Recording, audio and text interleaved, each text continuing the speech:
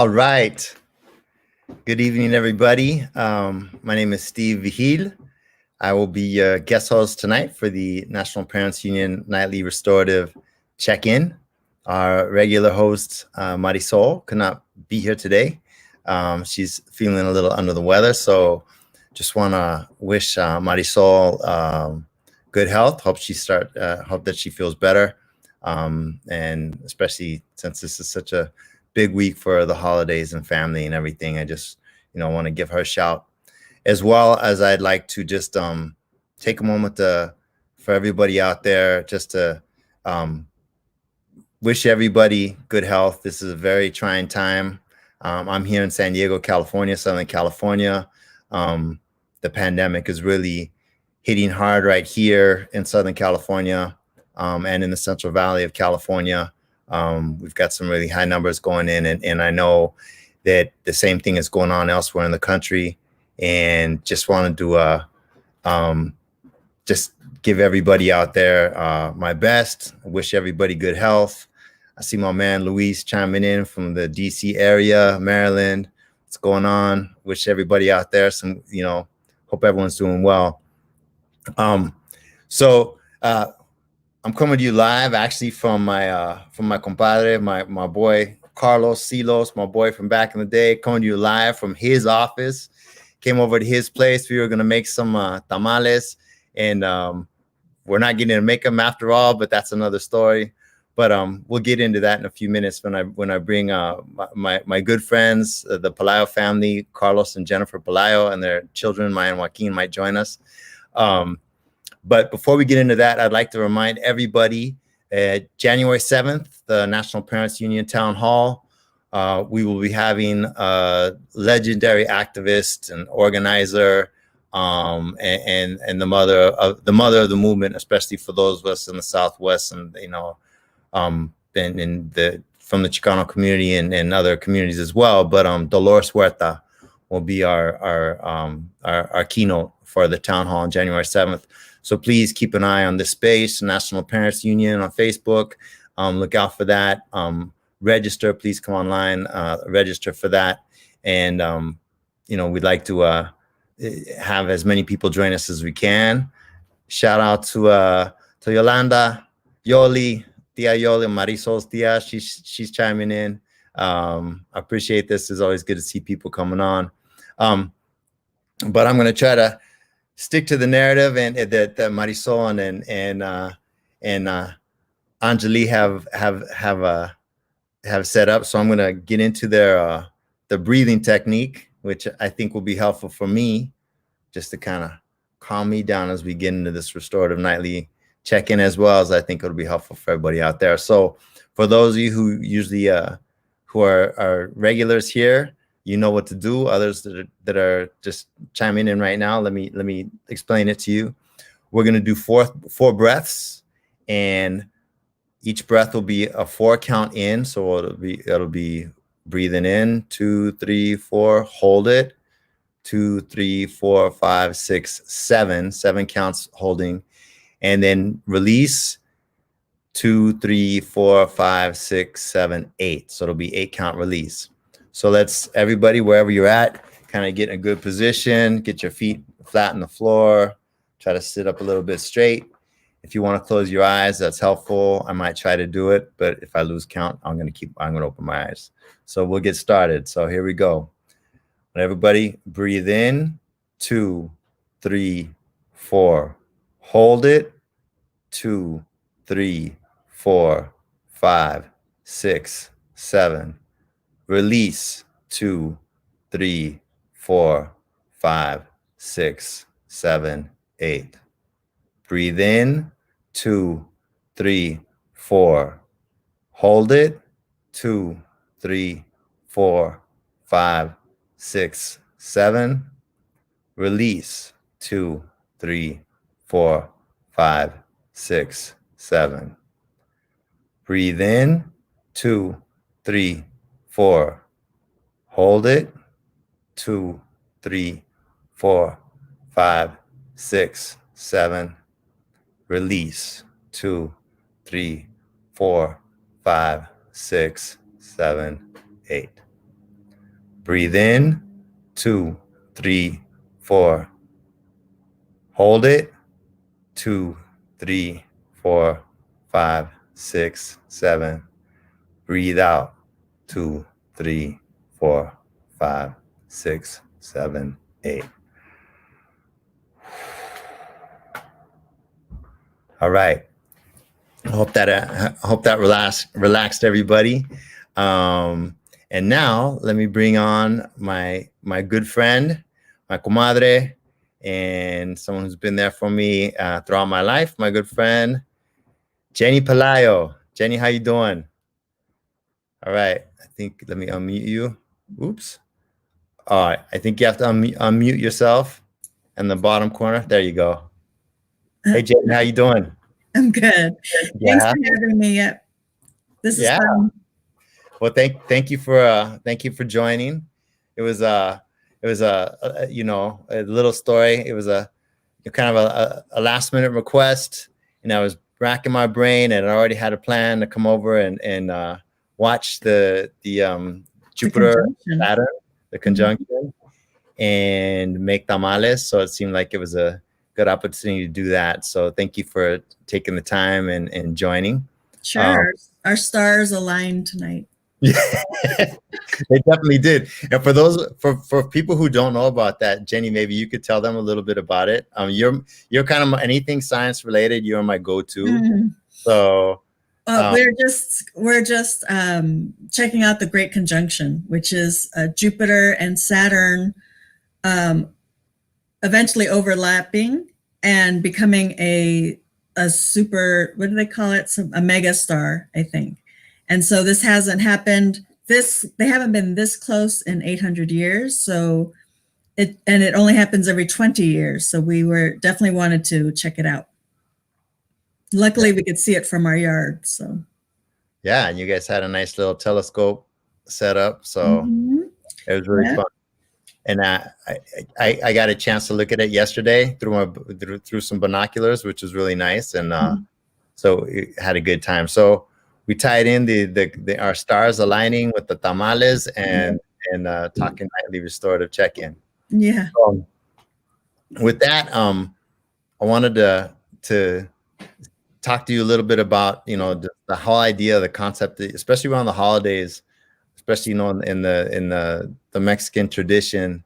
I think probably in other traditions as well. I don't know if we have any Guatemalans or some other Hondurans or Salvadorans. I want to chime in and let us know. But the making of the tamales is a big deal around Christmas. It definitely is. So I wanted to see if maybe you could talk about that and maybe some of the traditions that your family had. And especially I think it's important during this time when people are not necessarily able to be together as we would in normal times, that we're holding on to these traditions. And why are these traditions important to you and your family, and especially that sharing them with your children? That is for sure. And that was one of the reasons why I wanted to do this too and go out of my way to do it, is because I want to make new traditions with them. And I want them to know that this is part of who they are and just how important it is. And so when we were talking about dinner and what we were going to have for Christmas, to me, it was a no-brainer. We're having tamales because that's what I grew up. My grandmother, every Christmas Eve, as long as she was alive, we had tamales at her house on Christmas Eve. And so I really wanted to pass that on to my children and how important that is. And it's the whole process of it. It's family time around the table. Everyone's participating. It takes 3 people just to get that one tamale sometimes, because you have it all lined up and everyone passes the next step on to the next person. And that's important to me and to my kids, and that they have that memory. They have memories. I really want them to have good memories of the holidays and of the family. And it's funny that now we have no choice but to spend 24 hours together. Right. That I really do want to spend time with them. I really do want to spend time with them and still make it special. And like I said, make those memories. Yeah. And I really want to say that's one thing when I think of your family, and both your family, the Chavez family, and Carlos's family, the Pelayos. Oh, I see the homie right there. What's up, homie? Get in Hey, there. Mhm. One thing that since my family's moved to San Diego back in 1990, I haven't always been here, but I've been back and forth, and I've generally been here on the holidays. And we were talking earlier, Carlos, we've known each other 30 years now. We met in college when you were a freshman, and my family had just moved to San Diego, and we didn't know anybody. And you took me and my brother under your wing, and next thing you know, we had a whole neighborhood that we were hanging with, and a lot of new friends, and your family's always been there. So hey, River, and when I think of traditions, especially around the holidays, I always think about your two families. Definitely, I can't think of how many New Year's I've spent at the Pelayo at your mother's house, Carlos. Or actually, excuse me, how many Christmas Eves I've spent at the Pelayo household, and then how many New Year's days I've spent at the Chavez household, having menudo. Mhm. And just especially at these times when we can't necessarily do that, and we can't be with the ones we loved, and my family's not here in California. We're kind of spread all over. Well, I've got some family here in San Diego, but a lot of my family's in Colorado, and then back in Pennsylvania. So it's not always it's not always easy to see them during the holidays, but that's something that you guys as family have always had that open to me. So I don't know, Carlos, if you could maybe speak a little bit about the traditions. I know Jenny talked about tamales and her grandmother, and I don't know if tamales were a big part of your family around the holidays or any other traditions. Well, one of the things I always, growing up, my parents were always, their house was always open. They always had my dad had different businesses, so he always would have different people come over, and they would just show up. And every time they showed, it was always about providing food for everybody, having food. And my mom would say, "Oh man, I would make all these pots and pans for everybody." And I remember sitting around the table with my family, but also a lot of like guest, family or guest people who would come in, and they would help, build and work on stuff, and they were invited to eat with us. That was part of our tradition is, hey, if you're there and you're hanging out, come on in and come on eat and eat with us, part bread. And so it was always that was a beautiful tradition that I still have. And family or friends stop by, hey, we always invite them to come on in and eat, and just make it a really fun, informal time for all of us. Yeah. And how has that maybe especially during this time with COVID and everything, how have you guys had to adjust to that? I know that's been I think that's been a big struggle, especially with families like ours. But I know that I was going to say Latino families, but I think you could say this for families anywhere. Just the importance of especially around the holidays, getting together, and how have you guys been able to maintain and try to keep those traditions, even if you can't necessarily do what you've done in the past? It's definitely been a challenge. I mean, now I'm part of a family, Carlos's family, he's a total of 5, and each of them now have children and spouses, and so the family is large, and it's been hard to gradually get to the point where we are now, which is, everyone's doing holidays at their homes, as opposed to 35, 40 people in one household. And so it's been a challenge, but it's everyone understands why, and it's important that we, look at the big picture, which is this, hopefully is not forever, and that we got to put our health first, because we have elders, and we want them around as long as possible. Yeah.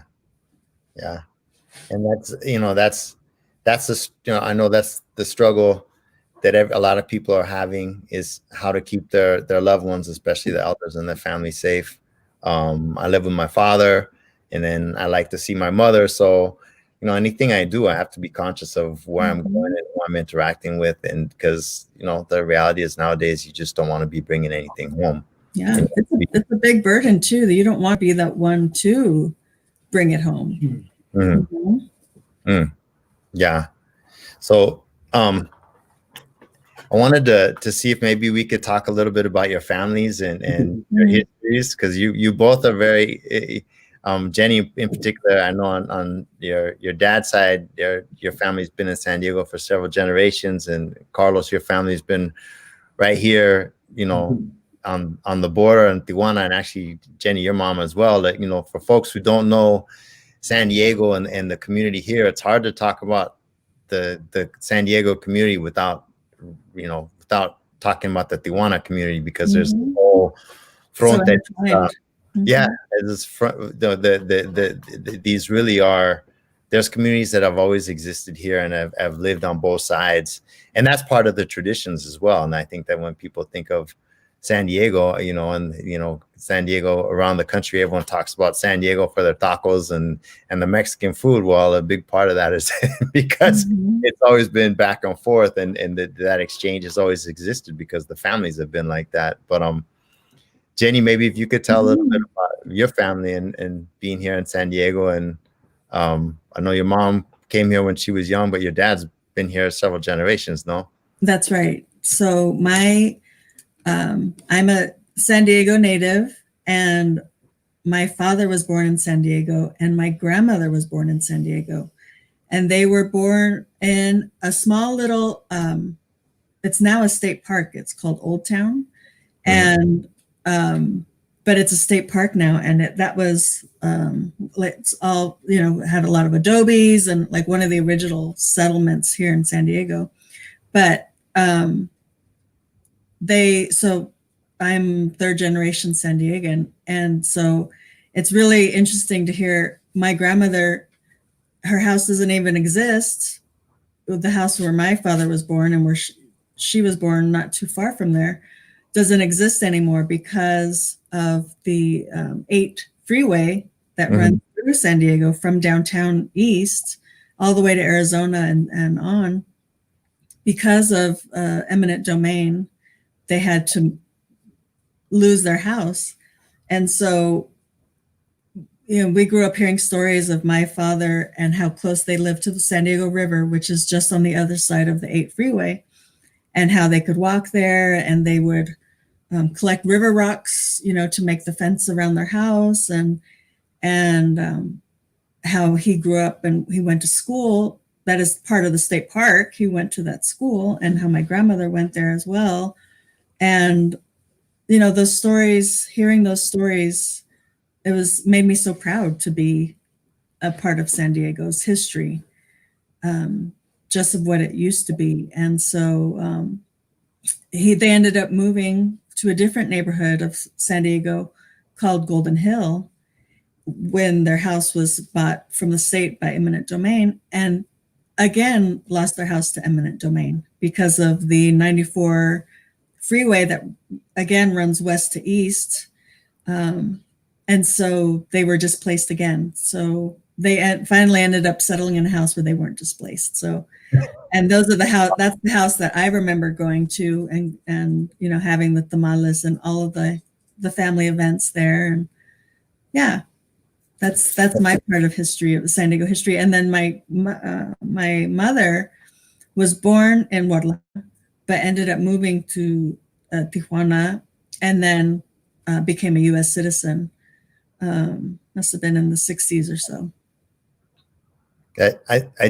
I really always think of I think your father, and I remember a story, and I wasn't there for the actual telling of the story. And Carlos, I think you were there, where one of our homies was there, and your dad had talked about going to the San Diego River when he was a kid from Old Town, and one of our homies was like, "You can't get to the San Diego River because the highway's in the way." Yeah, and he was saying before the 8, we were able to go to the river, walk to the river, and he's like, "The 8's always been there. What are you talking about?" So as long as their friend can remember, I mean, we grew up, the 8 was there. So yeah.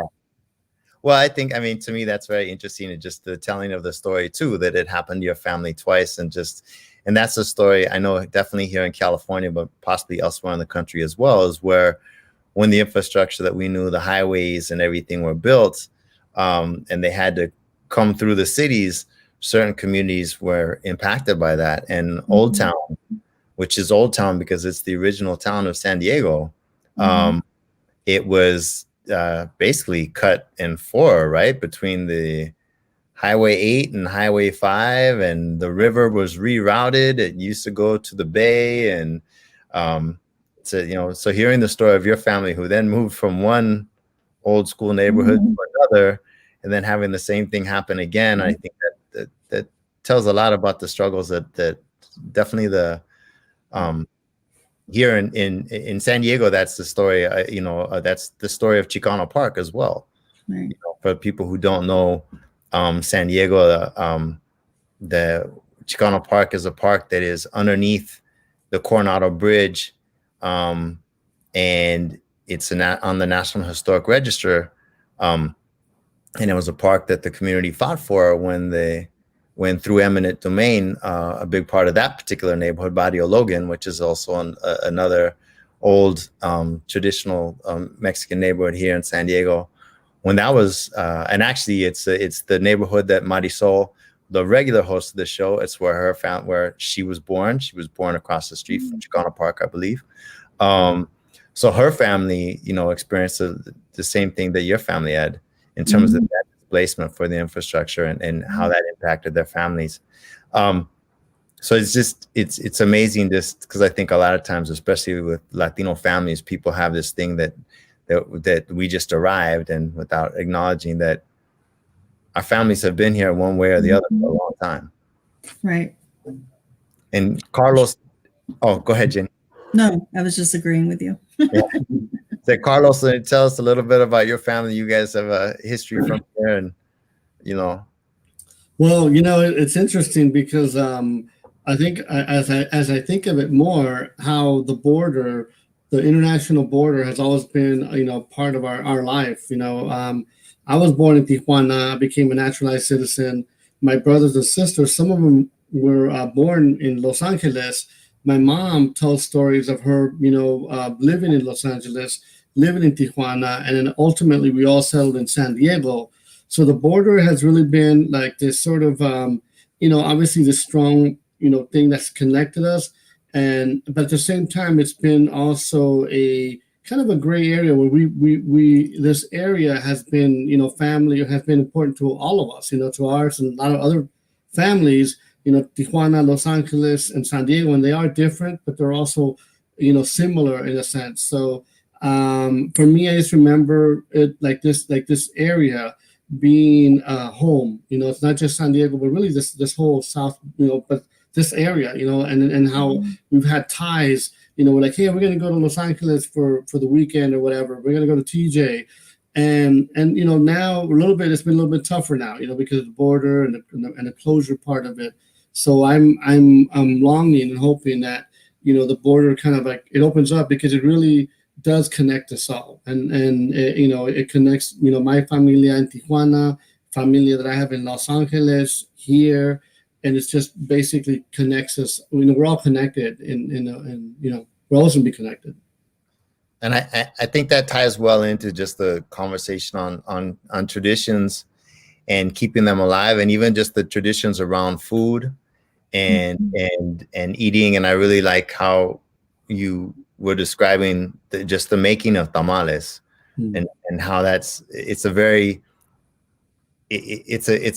communal activity, that you get the family together, and it's something I can't speak of because that's not part of my family's tradition. But since coming out to California, and certainly where I'm from in Colorado, it is part of a lot of folks' traditions. But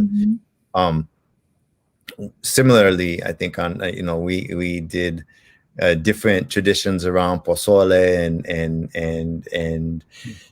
just menudo, and we had where I grew up, we ate mainly flour tortillas, and just it was all about well, on my mother's side, I've got my Sicilian grandmother, and then on my dad's side, my Mexican grandmother. So me and my brother, man, we thought we were in hog heaven when we were growing up, because we'd go to my nana's, and we would make pizzeles, a special kind of cookie that they make with anise and just kind of a flat press, and we would do a lot of the baking, the sweets, the cookies, and the different sweets on the Italian side. And then on my dad's side, we would do it was always about the pozole and beans. Everything was around beans for us. We never ate no rice. I know out here a lot of people rice. Wow. Yeah. My family didn't, but it was all, and then it was just the homemade flour tortillas. And when I think of that, especially just it's good. My mom made them too, and I remember coming home from school sometimes, and there'd be like a big stack of tortillas, and there's when they're fresh, that's the best. Yeah, fresh off the comal. Mm-hmm. And I think that's something that really ties folks right now together is, we can't necessarily be together in person, but we could be together in spirit through, as Carlos, as you were saying, just breaking bread, and doing it, I guess now if we're doing it, almost doing it virtually. Yeah. Pretty much. I mean, and that works too. We did, it's funny, initially we tried to do that with the family, my husband's family, my in-laws, and we did a few Zooms, and I remember it, we did it and it was fun, but it was just like the family get-togethers where everyone's talking at the same time and you don't know who's saying what. It was just too difficult to do virtually. So then you can do smaller ones, but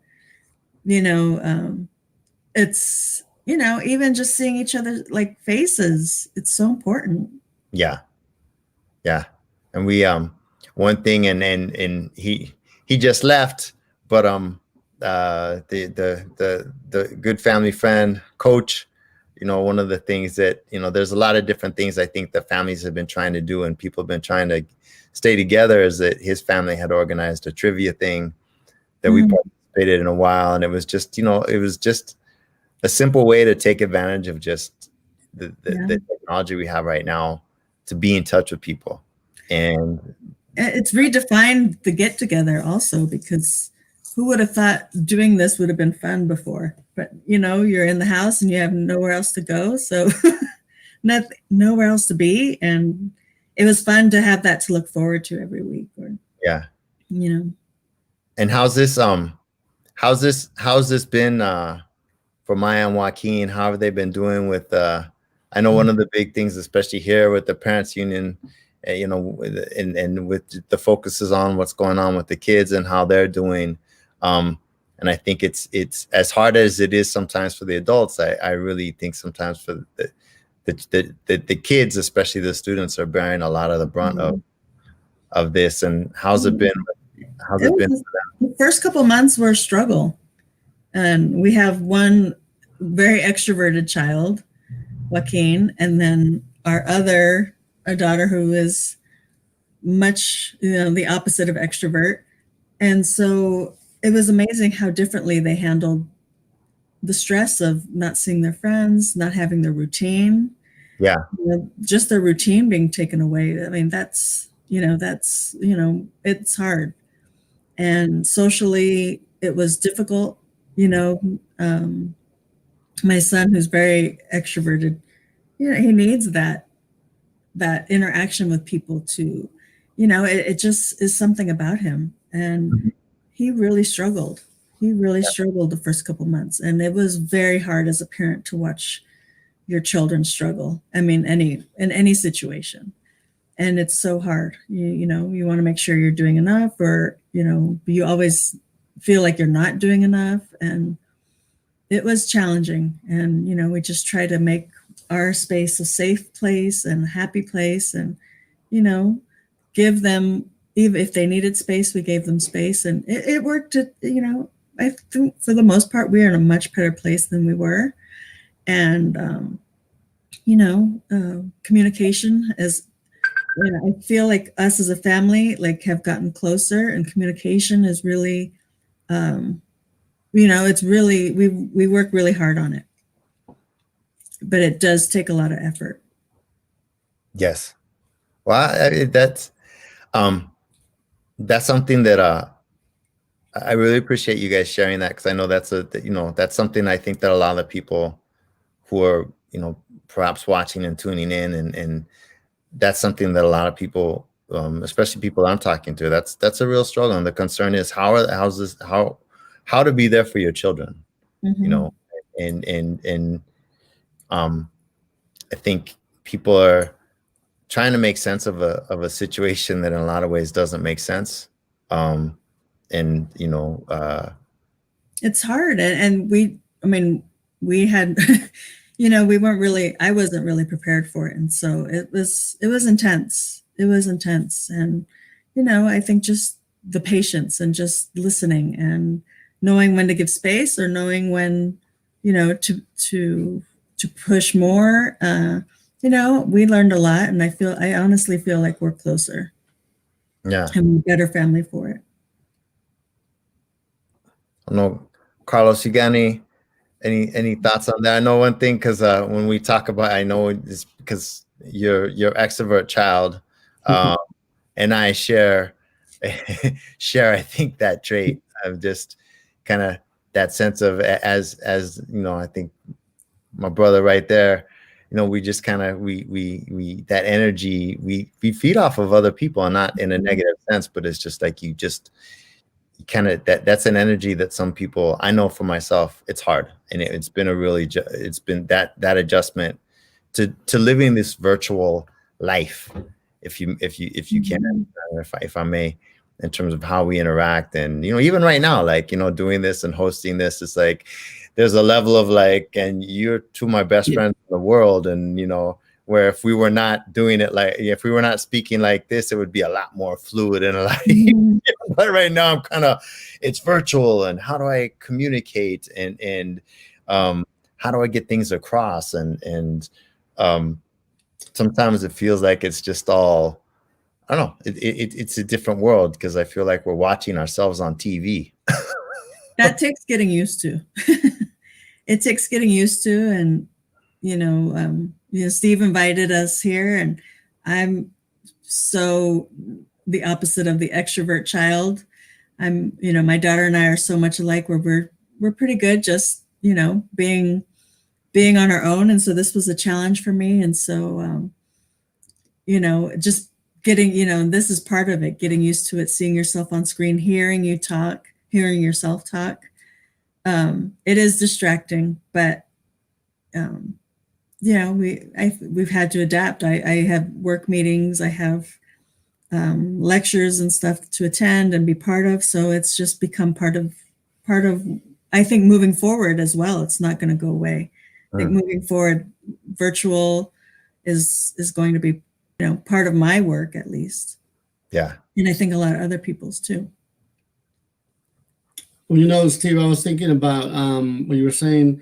Today I had the opportunity to go to the store. I was, we were all masked up and everything, but I had several interactions with people, and it was really, really interesting, because I helped this older man. I was going to grab a cart, and he was going for it too. And then he said, "Oh, I was going to get that." And I said, "Hey, you know what? Go ahead and take it. It's all good." And he was like, "Oh, thanks," And then I had this run-in with this dog that had escaped its owner, and I was able to get it and take it back to the owner, and it was hilarious, because she's like, "Oh, we're not from here," so she was very thankful. So it was really funny, but it made me realize that how much I really do enjoy people. I really enjoy meeting and talking, and just like little things. And I'm the guy at the counter where I'm paying for my stuff, and I'm chatting with the the person, and I talk to them. It's very natural to me. It's very natural to talk to people, and to kind of just, without asking for anything, just like hello and oh, thank you, and P's and Q's. And so I think it made me realize how much I need that, and how much I cherish and really like that. And it was just these little interactions with just strangers, and it was really neat. Everybody, and I felt like a lot of people just they're just trying to connect with each other, because with the mask and the social distance, we're saying everybody's right now saying, hey, stay away from people, don't go see people, and obviously, rightly so. But out in public, how much it was nice to see people, just to see them walking around, interacting with a complete stranger, and say, hey, are you guys been busy? Oh yeah, we've been busy, and small chat. And every time I go to the store, I always love that. I love just talking to people and just hearing a little perspective of life in that instant. And so I think that's one thing that I've missed. And like today was a nice day because I was able to fill my cup with those experiences, and that will hold me over until my next time I need to go out again. Yeah. And I really just think, in terms of even just thinking about the season and traditions and that sort of thing, in a lot of ways, the holidays have become, especially in this country, about gifts and presents and kind of the spirit of familia and coming together, and just that human interaction in a lot of ways has been, I don't want to say it's been lost, but it's almost been compromised in a sense. It's all about Black Friday sales, Cyber Monday, Super Saturday, and then fighting over TVs and the and that human element has been, in a sense, taken out of it. And I almost feel like, just hearing you two talk about it, and especially Carlos, just that getting out and having those interactions, I hope a lot of people are seeing that as well and feeling that as well. But I certainly am a lot more thankful for a lot of the little things, like things that this time last year probably wouldn't even cross my mind. I wouldn't even thought about, the person at the store that, I let go ahead of me and was able to have a little chat with, and it's like, oh, that's nice. This person's, or asking someone, what are you doing for Christmas? How are you, that's the big thing. Like, how are you celebrating this year? Because it's such a challenge. But I do think it's making us, and that's why that's part of the reason why I just really wanted to when I thought of this, what we were going to talk about, just the idea of like just the traditions, and when Mighty Soul was like, what are you guys going to talk about? I was like, tamales, traditions, and familia. I have no idea what we're going to talk about. That's the baseline right there. Let's kick it off with tamales and then get into traditions. I'm really bummed that we didn't get to do the tamales tonight. Tomorrow, though, I started the meat too late in the slow cooker, and so it's not ready yet. But I have everything ready to go. Wow. Well, that's good. We could start another little tradition there.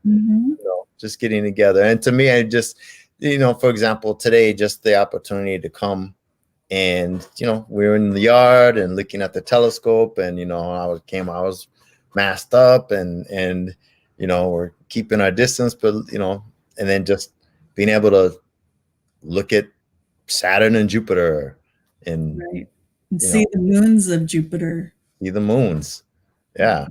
I just, had it not been, another time, I would have, I ain't going to do that. I'm going to go whatever. Right.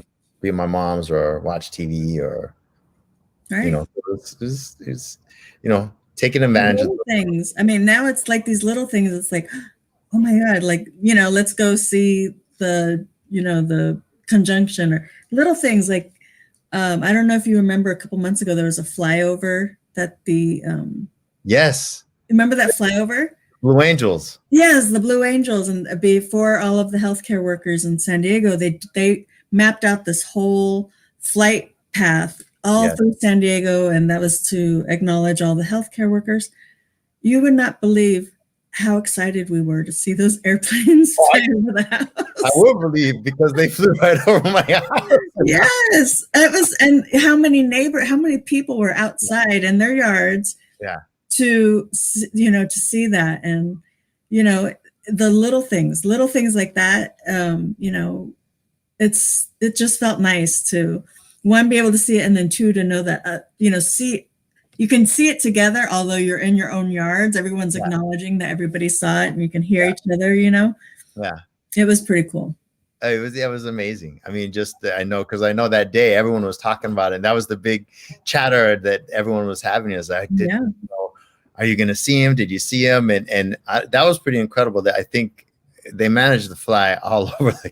I mean, their flight path was so cool. And then we had our binoculars, and we were so ready. And then as soon as they were there, they were gone, because they were like, flying who knows how many hundreds of miles per hour. So, but it was beautiful to see it.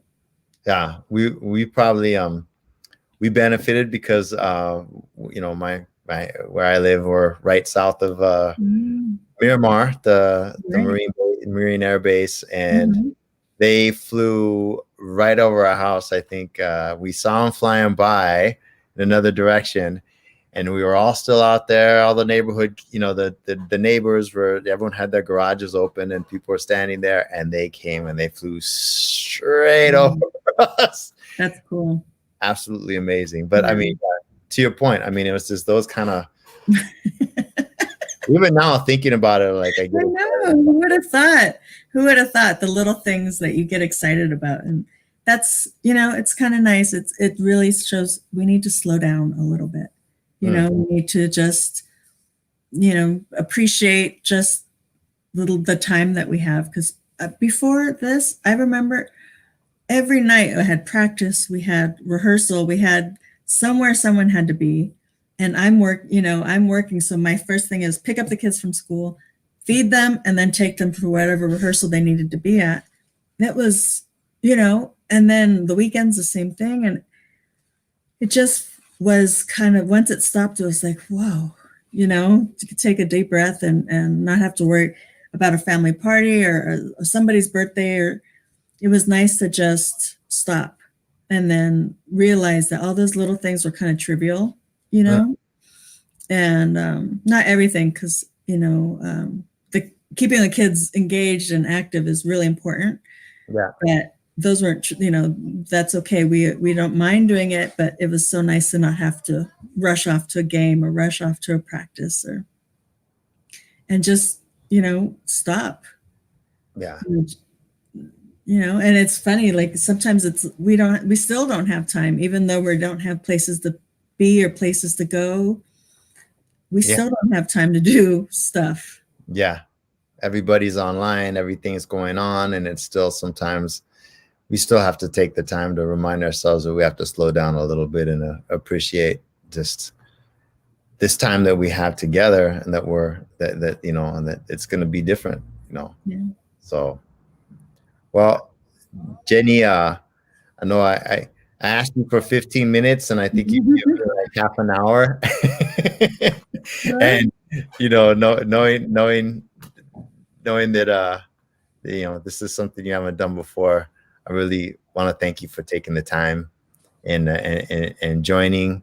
And especially, I think a lot of folks are happy that Little River back there has made his little cameo in his little shirt. Now, if he could just he's looking the other way. He's masculine enough to be wearing a pink sweater. Right? He's cool with it. No, Steve.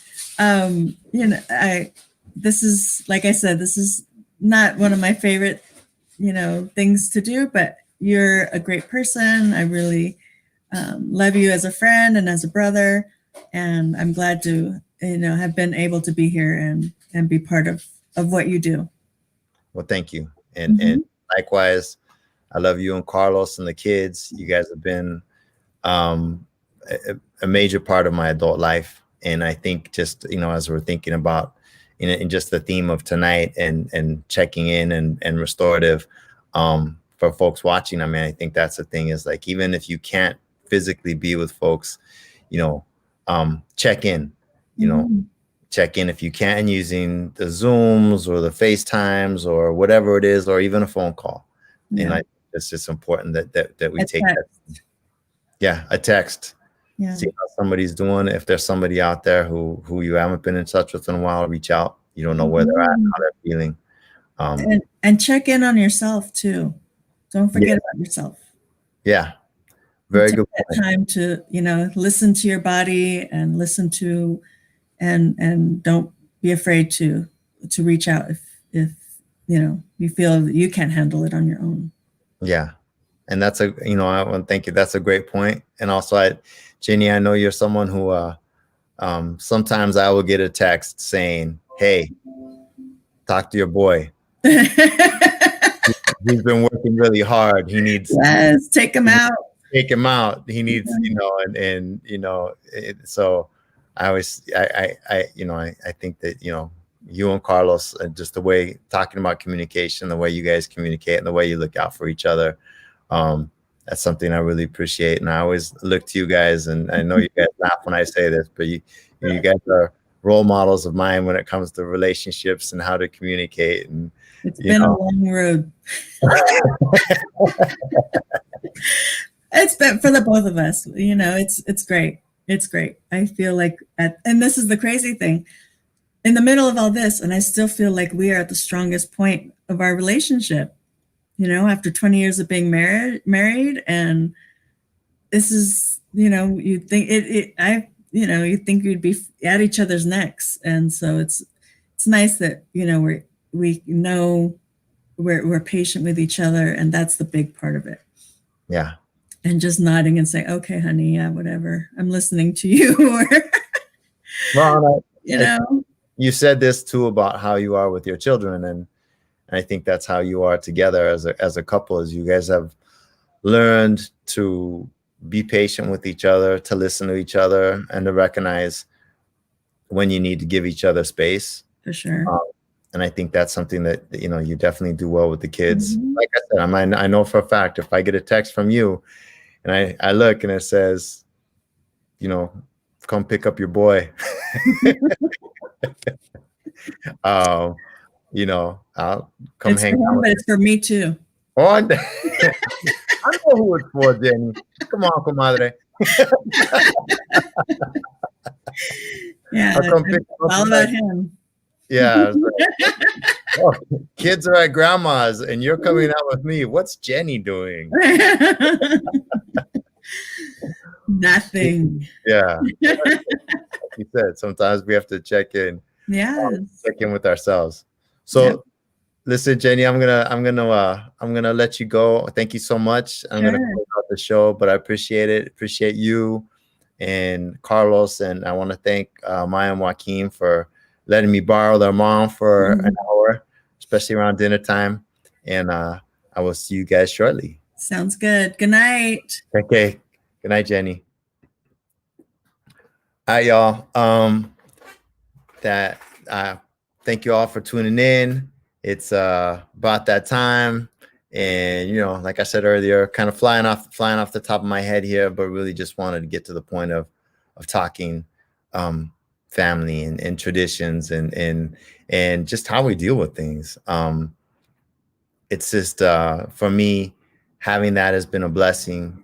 Some of you who've been reaching out, I know people are using Facebook, text, what have you. It's just good to take that time and be in touch with folks.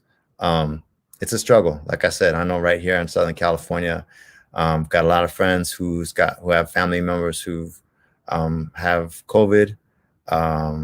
Friends of mine in New York are struggling with that with their family members. Folks who've lost family. It's a very difficult time, and it's a very difficult holiday. But now more than ever, we need to find ways to be in touch, and touch doesn't need to be physically and in person, but you could do it virtually. Reach out, give a shout, and give a hug. And with that, I'm gonna wind it up. But one thing I always like to do, and I don't know if I've done this when I've hosted before, and y'all could try it with me. And then this might seem weird, I'm by myself, but just always in all of our MQ meetings, I like everybody get your arms out like this, and if you got somebody with you, just get them right next to you and just pull it in. Give a nice big squeeze. Show them that you love them. Show yourself that you love yourself and that you're gonna do this, and we're gonna make it through together and as family. So with that, y'all, thank you so much. I want to thank the National Parents Union for the opportunity. Give a shout out to everybody out there once again. January 7th, National Parents Union Town Hall, Dolores Huerta, legend. And I just, this woman is still doing it, I think, you know, and it still standing up for the community, still standing up for people, still standing up for what's right. She'll be joining us to talk about her experience and giving us the words of inspiration, her consejos, and how we can move forward. So thank you all very much. I'm going to try to wind this down. It might look a little slow on Facebook, but hey, have a happy holidays, everybody, and much love.